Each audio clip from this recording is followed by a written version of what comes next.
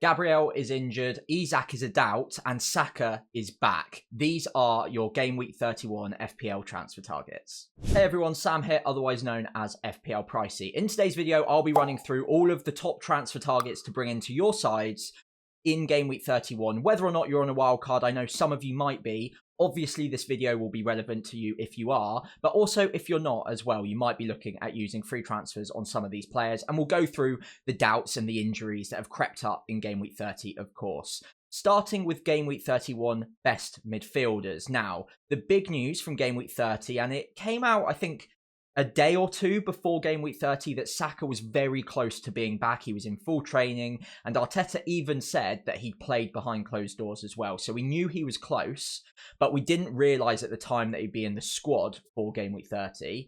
He came off the bench, he got a goal almost straight away as well, and we're all very excited to see Saka back as an FPL option. He's a fantastic player, a fantastic FPL asset, and the game is better for him because it gives us more options in the midfield and more premium options to pick from as well, which makes things a little bit more interesting.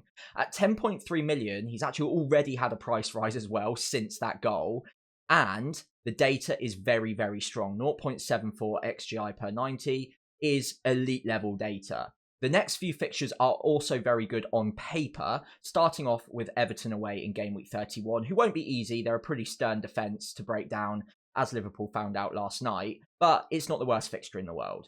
After that, we go into Game Week 32, where a few of you, including myself, might be looking at bench boosting. They've got a good game at home to Brentford, and then they've, of course, got double Game Week 33, which is still, as yet, unannounced, but it looks very likely for that Crystal Palace game to be moved from Game Week 34 to 33, meaning they've got a double game week, a very nice-looking double game week of Ipswich and Crystal Palace. So Saka's going to be an option, no question about it, but given the fact that either side of Game Week 32, they've got the Real Madrid games, and that is hugely important to them, and Saka is probably their best or most important player, if not one of. Rice is probably in there, Gabriel, Saliba. We'll come on to Gabriel in just a moment's time. But he's definitely in the mix, and they don't want to do any damage to him or risk him, I don't think anyway, before the Real Madrid game. That is so, so important to them.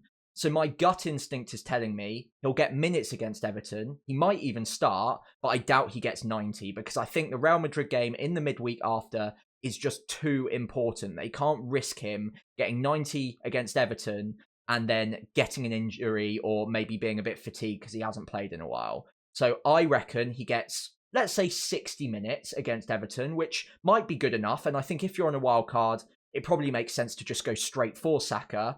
But if you're not on a wild card and you need a transfer to get there, then I think Everton is one to maybe swerve for now, collect the further information. That's what I'll be doing, and probably look at bringing him in either in Game Week 32, if it looks promising after the first half of the Real Madrid clash, or Game Week 33, which is more likely where I'll be looking at making that transfer. Palmer's fixtures run out after Game Week 32. He's got Ipswich that week, and then it's an easy swap across to Saka for me personally in Game Week 33 for that really nice looking double.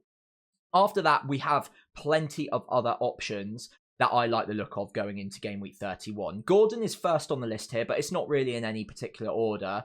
He is, however, flagged for Game Week 31. Eddie Howe, in the pre-match press conference for Game Week 30, mentioned that he wasn't far off of being fit, but of course he was suspended for Game Week 30, so couldn't play anyway. So he's kept his cards fairly close to his chest on this one, but I would be fairly confident that he comes back in Game Week 31. He is flagged though, so it is a doubt, and he is 2.4 million more expensive than Jacob Murphy. A little tangent, by the way, on Newcastle assets. The benefit of bringing them in is that they've got not only a double in 32, but also a game in 34, and a nice one against Ipswich. So they make sense if you haven't got a free hit spare to buy ahead of Game Week 34 because you don't have to worry about playing them that game week. But Gordon, I do prefer over Murphy, as I mentioned, but I think just because of the price difference, I would probably still just about favour Murphy, unless you've got a load of money in the bank and nothing really to do it with. But given that Saka's now an option as well, Salah is obviously always going to be an option, and we've got 3 or 4 relatively expensive strikers that we all like the look of. I think for me that maybe Gordon is the sacrifice and Murphy is the one that just makes sense as a budget pickup. After that, I still think Sarr is a good option at 5.7 million. He blanked against Southampton, which was the best fixture of the lot in the upcoming calendar, but it's still good data. 0.57 is very, very good for this price point. And of course, 2 double game weeks in 32 and 33, most likely anyway. 32 is confirmed. So Sarr, I still like as a pickup, but maybe not a priority transfer in this week ahead of Brighton, but certainly not a bad player to have in your side. A few others on the list. Savinho I wanted to give a quick shout out to. I think a few people went there as a differential in game week 30. Fair play if you did. The data is looking good and has a double game week most likely in 33. Not bad fixtures between now and then either. 31 Man United, 32 Crystal Palace. I don't mind it. 6.2 million. It makes a lot of sense. However, I think with all Man City assets, especially the midfielders, and those of us who went with Foden in game week 30 learnt this the hard way, is there's always that doubt. There's that nagging doubt that Pep is going to mix it up a little bit, do something surprising, and bring out one of his preferred 11 in any given game week. So Savinho could fall victim to that, but the minutes so far have looked really decent. So fair play. He's also much cheaper than Foden. If you did go with Foden, I unfortunately think that maybe now it is just too risky. I really thought he'd start in game week 30. I actually can't believe he didn't. But given that we've got that information now and he didn't play that week, he might have been rested for Man United. Maybe that's the tactic here. But I think moving forwards, if you also wanted to lean on him for game week 33 for that double, I think you're always just going to have that doubt in the back of your mind that Pep brings him back out of the 11. So unfortunately for the price point, I'm just not sure it's worth the risk anymore. I am surprised he didn't play Leicester, but again, given we've got that information now, I think, sadly, we have to give up on Foden a little bit. After that, the ones that I am interested in are Rodgers and Rashford. No surprises there, both performed very well last night. 2 assists for Rodgers and a goal for Rashford, is first in the league for Aston Villa, and both have looked in pretty decent form as of late. Now, Rashford is 1.1 million more expensive. I do think it's worth the difference though. So if you can get there, I do actually prefer Rashford pound for pound, but it's always going to be a bit more of a minutes doubt on Rashford's side than it is with Rodgers. Rodgers has consistently gotten very good minutes in the league this season. He's one of Emery's preferred 11 in almost any given scenario. The doubt for me would be not only, of course, they don't have the best game week 31 fixture, so maybe you can wait a week. But again, like Arsenal, either side of game week 32, they've got a huge Champions League clash against PSG. So even though Southampton is a very tasty fixture for any Aston Villa players, can you reliably bring them into your FPL team ahead of Southampton in the safe or comfortable in the knowledge that they're going to start that game? And I'm not sure you can. More so with Rodgers, I think he's safer, but I would still want to wait for that PSG first leg to see what the 11 is, who came out with any injuries, who looked a bit fatigued, and what the game state is at the end of that match. If it's very tight and they've got it all to play for in the second leg, then they're clearly going to play a very similar 11 and a very strong 11. And they've got only a 6-day turnaround between the 2 legs with a Premier League game in the middle, which is a very tough combination for Villa to deal with. They've got depth, so I think they'll use it. So Rashford, Asensio, Rodgers, all look good options on paper, but we're going to have the doubt whether they start or not in game week 32. By 33, it might be a little bit safer. They've got the double game week, and of course, PSG is out of the way. So you might be a little bit safer in the knowledge that they're going to start in that week. If you're a risk taker, Rashford has great upside. The data this season's not great, but it looks like he's on penalties. He's been taking some set pieces and free kicks. And we know from seasons past how explosive he can be. He did have seasons at Man United where he was one of the most important players to have in your FPL side. And it is still the same player. He's gone through a bit of a rough patch, but at 6.6 million, he looks like he's back to his best or very close to. And if he gets the minutes, he could be sensational. But it is a big, big if. It's too risky for me to go there right now, and that's why I didn't go there on a wild card as well. But I want to collect as much information as I can. And if he doesn't get good minutes in the first PSG game, I think I might bring him in for game week 32 for the Southampton fixture. Because if he hasn't played the first PSG game or he gets 30 off the bench, he should be one of Emery's preferred 11 for game week 32. So it could be a nice upside punt there. The safety net, the safer option if you're looking at buying one this week, is undoubtedly Rodgers.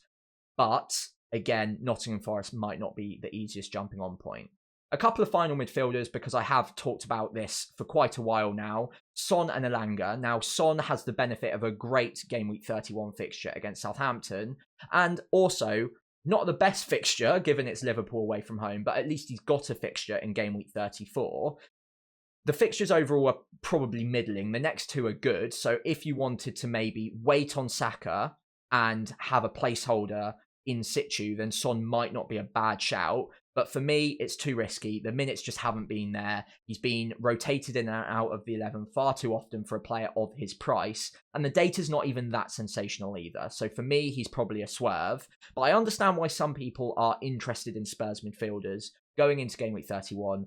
I just don't know which ones are going to definitely start. Johnson's been getting iffy minutes.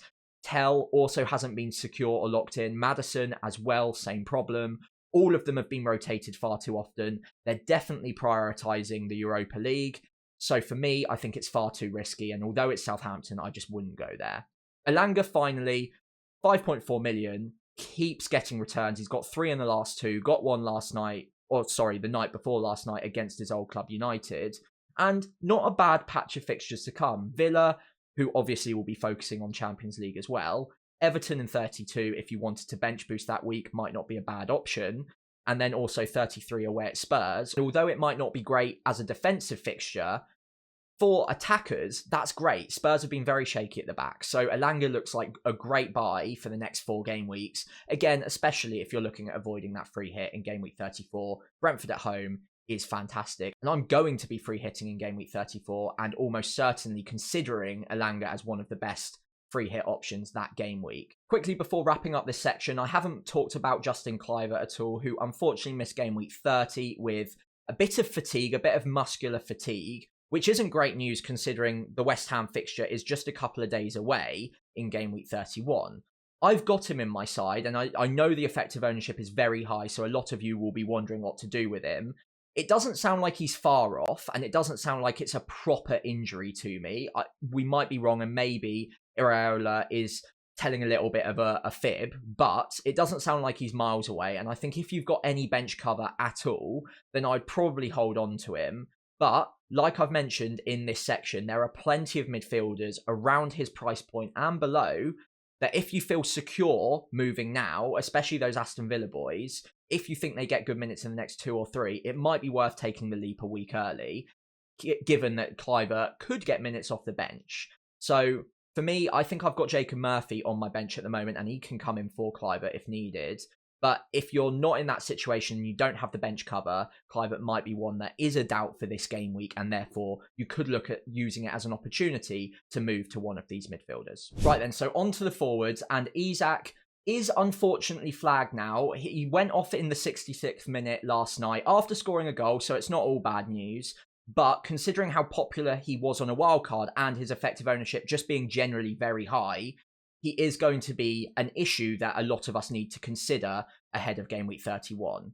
Now, they've got Leicester in Game Week 31 as well, which on paper is obviously great, and Isak would have probably been the favoured captain for a lot of managers. But given the flag, I think it will put a few people off. And it is a doubt, considering that Newcastle against Leicester, you'd back them to beat Leicester even without Isak. So they might want to just not take the risk on him and maybe not use him in that game against Leicester. Perhaps, worst case scenario, he even gets a couple of bench minutes at the end if they need him. So the question, of course, will become, what do we do with Isak, given that there is a risk and it's a great fixture? So if he's fit, you're going to regret selling. So for me, in my team, again, because I've just wildcarded, and I know a lot of you out there will have as well, you might have a reasonably good bench to cover if he doesn't get any minutes. So given it's Leicester, and given he could start the game, I think it is still worth holding on to him. It doesn't look like a serious injury. He pulled up a little bit, but Howe, again, usually keeps his cards very close to his chest, and he might be absolutely fine for that game. He also does tend to start his best 11 if they're close to being full fitness, regardless of the turnaround. So Isak, for me, I still think there's a reasonable chance he plays against Leicester. And if he does, he looks like a fantastic option, of course. but it might be enough to put me off the captaincy. I'll be releasing my team selection video tomorrow, so I'll go into that in more detail then. But if he is a serious doubt going into the game, and we've got players like Salah, we've got Marmoush who have reasonable fixtures as well, it might be enough to put me off captaining him, given he could get a few minutes off the bench in a worst case scenario. I wouldn't sell him though, the reason being he is one of the best few forwards in the game right now. There's not many other great options around his price point, and honestly, anyone else on this spreadsheet, I don't think they even come close to touching him in terms of them as an FPL option. So I'd hold on to him, and especially because they've got the double game week confirmed in 32, it would be, in my opinion, a mistake to get rid of him now, especially because of the double coming. Even after that as well, 33 against Villa, that's not too bad, and Ipswich in 34, there's just no way I'd be wanting to get rid of him right now. I might look at getting rid of him in game week 33 to move to a double game weeker. I'll go on to that in just a moment's time. But I'd only be looking at doing that if I was free hitting in game week 34, because again, great fixture that week. So, Isak for me stays. It might be enough to take captaincy away from him if we get the press conference before the deadline and Howe says he is a serious doubt. But I'd probably still start him, and I'd probably take the gamble on him getting reasonable minutes against Leicester because it's just such a good fixture.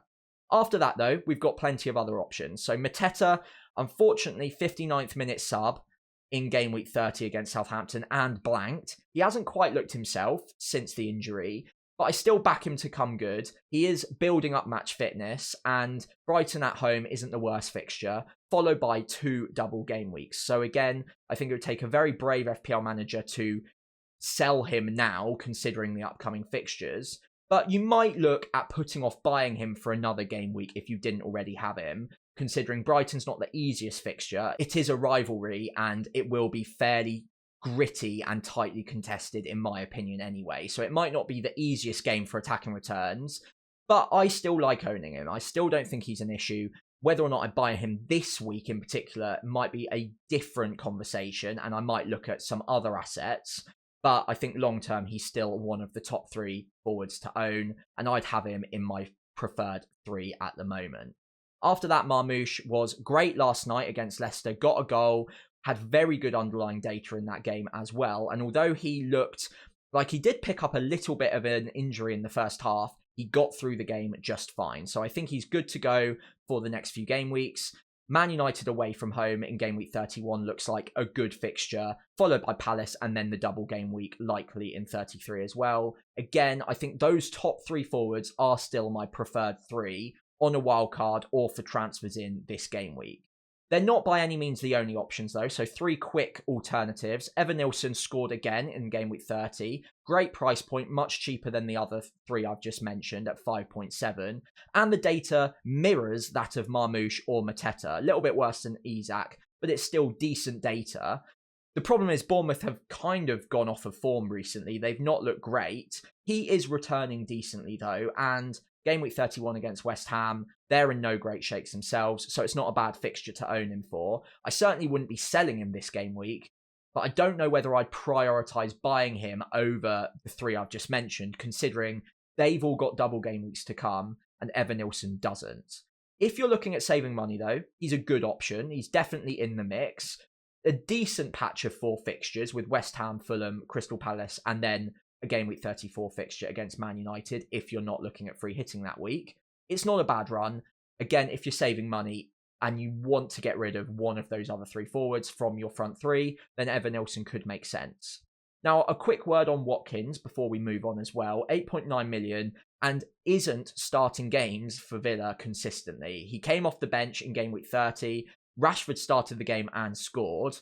Watkins, for me, was penciled in as a move from Isak, like I mentioned earlier, in game week 33, ahead of Villa's double game week of Newcastle Man City. But now I'm starting to have a few doubts. Is he secure? Is he going to get minutes in both matches, or is he going to start both matches? He'll probably get minutes, but might not start both of those matches. And again, given the PSG games either side of Southampton, I don't think you can confidently say he starts the Southampton game either. So for me, I'd avoid him for now.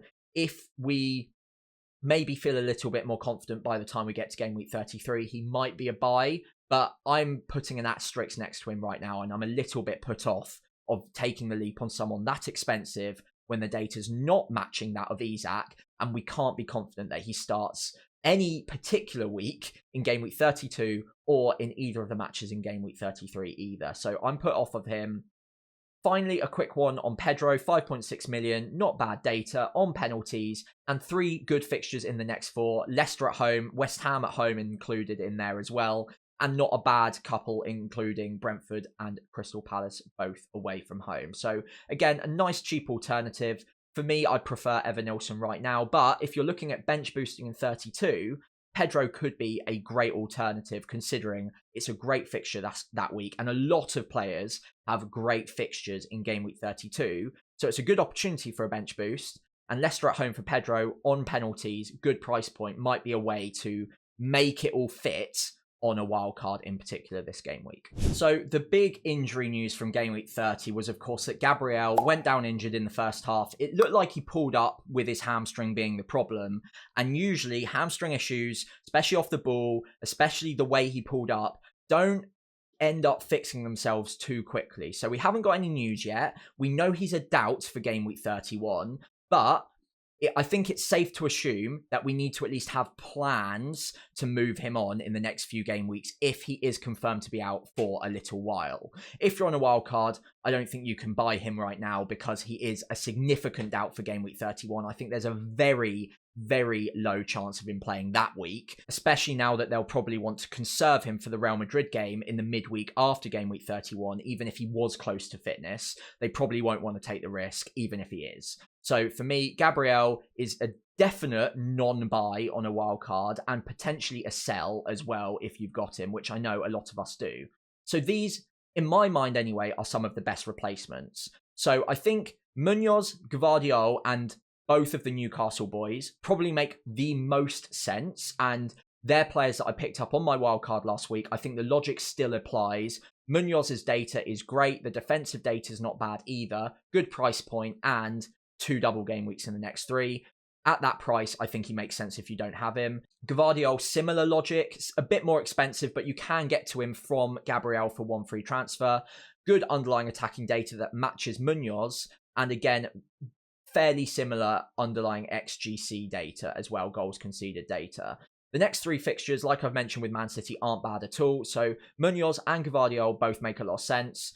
Between Burn and Livramento, there's not much in it at all. You've got that 0.1 million difference, of course, which might swing it to Burn, but he is on 8 yellows, so there is a risk, although it's now pretty minimal considering he's still only on 8 yellows, of getting banned when you need him most in the next few game weeks. So I picked Livramento on wildcard because I still had 1 extra game week for Burn to pick up yet another yellow. I might maybe swing the pendulum towards Burn if I was wildcarding now and take the risk to get that 0.1 and the very minimal chance of a bullet header from a corner or a set piece probably weighs it towards Burn a little bit. So I think I probably prefer Burn now. I went Livramento to lower the risk, but given that Burn escaped without a yellow card in game week 30, I'd probably take it 1 notch down in terms of the risk of going with Burn, so I'd probably prioritise him.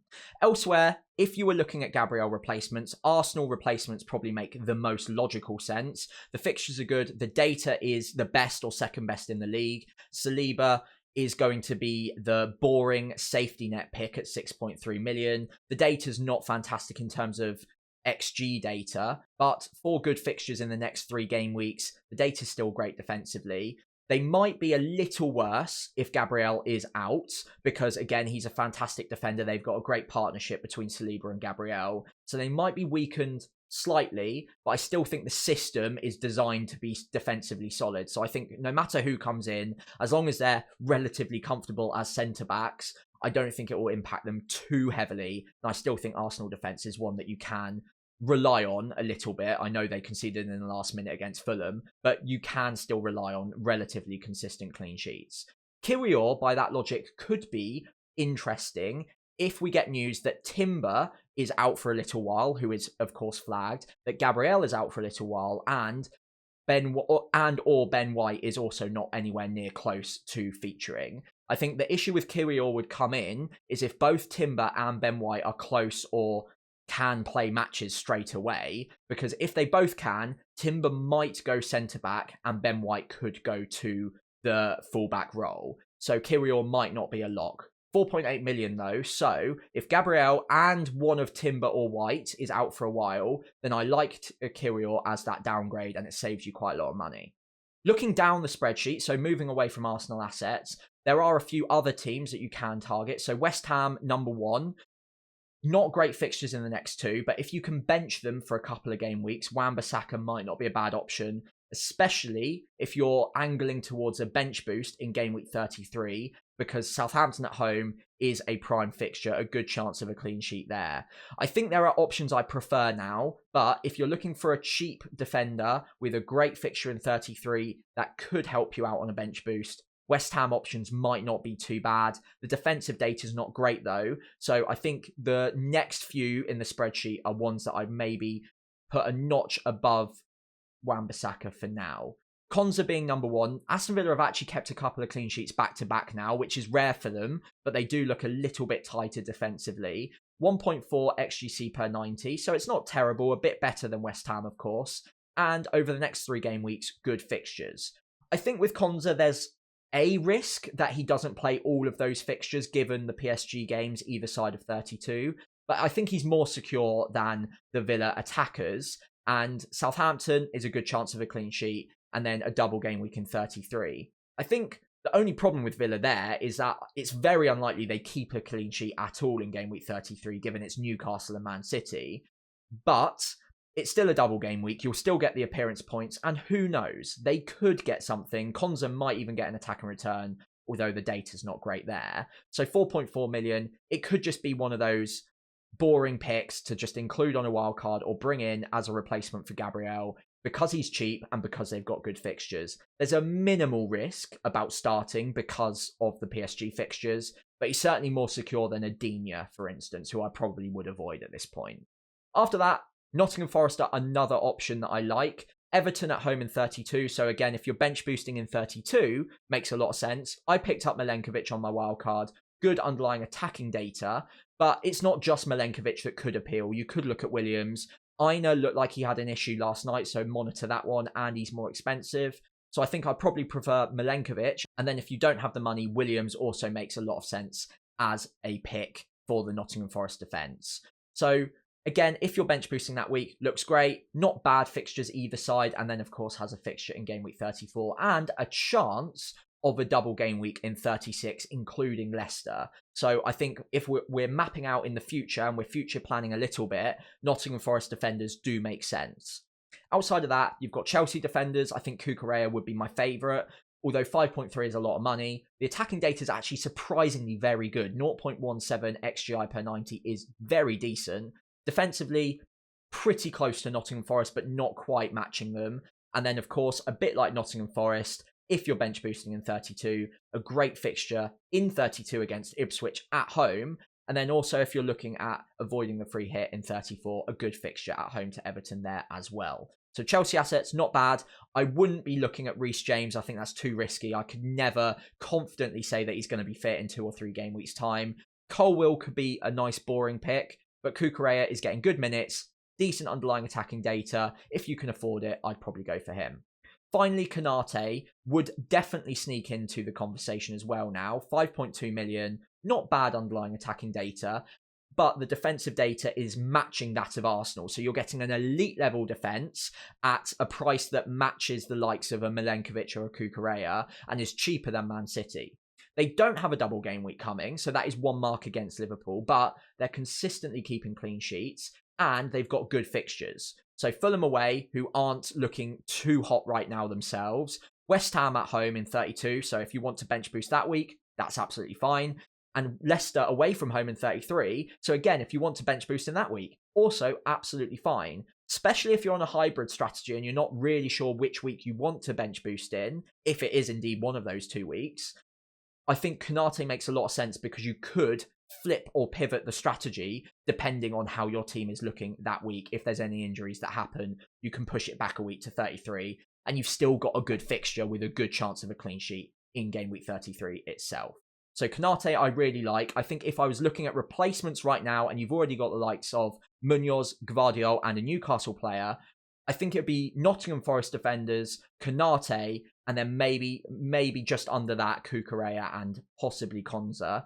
If I was picking right now, I think I'd probably just swing towards Konate, and then Milenkovic comes in second. Right then, that's all for today's video, and hopefully that's been helpful to you. If I've missed out on any players that you want me to talk about or any conundrums, do let me know in the comments below, and I'll try and get back to all of you before the Game Week 31 deadline. I'll be back tomorrow with my team selection video ahead of the deadline, and of course we've got Chelsea Tottenham to look forward to tonight as well. So fingers crossed for a Cole Palmer masterclass, for me at least, because I really need him to resurrect a green arrow ahead of Game Week 31. In the meantime, good luck for the rest of Game Week 30, and I'll see you for my team selection video tomorrow morning.